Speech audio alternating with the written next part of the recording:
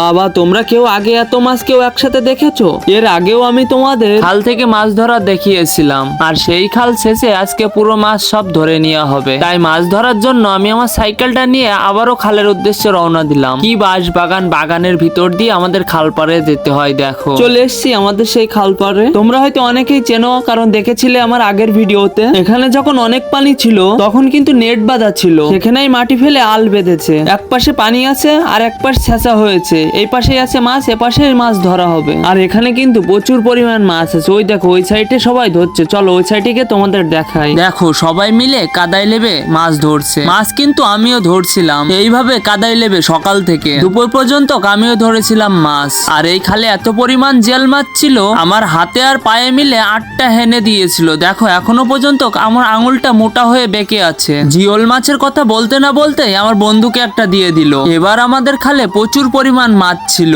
সেই সকাল থেকে বিকেল 4টে পর্যন্ত মাছ ধরছে, তাও মাছ ধরা শেষ হয়নি। দেখো কি পরিমাণ মাছ, প্রচুর পরিমাণ দেশি মাছ ছিল এখানে। মাছগুলো প্রথম কাদা থেকে তুলে নিয়ে আসা হচ্ছে হাড়িতে, আর পানিতে নেট বেঁধে সেই মাছগুলো পানিতে জিওতে রাখা হচ্ছিল। সব মাছ ধরা হয়ে গেলে একসাথে ভাগ করবে সেজন্য। এখানে এত পরিমাণ মাছ ছিল যে সন্ধ্যা হয়ে গেছিল, তাও আমরা মাছ ধরা শেষ করতে পারিনি। এখন মাছগুলো ভাগ করা হবে, সেজন্য পানিতে রাখা মাছগুলো সবগুলো হাড়িতে করে উপরে ওঠানো হচ্ছে। আমরা যে বড় মাছগুলো পেয়েছিলাম সেগুলো তোমাদের দেখাই। এগুলো ছিল আমেরিকান রুই, মৃগেল, জাপানি তেলাপিয়া, আরো অনেক কিছু। আর দেশির ভিতরে ছিল চ্যাং, শোল, গজাল, জেল, টাকি, আরো অনেক কিছু। সব মাছ এক জায়গায় করছিল ভাগ করার জন্য, আর আমি আমাদের ভাগ নেওয়ার জন্য অপেক্ষা করতে থাকলাম। সবশেষ এত পরিমাণ মাছ ছিল যে মাছ ভাগ করতে আমাদের রাত হয়ে গেল। এমন দেরি কোনোবারই হয় না। তো সবশেষ আমরা আমাদের ভাগটা পেয়ে গেলাম। আমি বস্তা ধরে নিয়ে নিলাম। প্রায় 1 বস্তা মাছ পেয়েছিলাম আমরা আমাদের ভাগে। মাছ ধরা এবছরের মতন শেষ হয়ে গেল।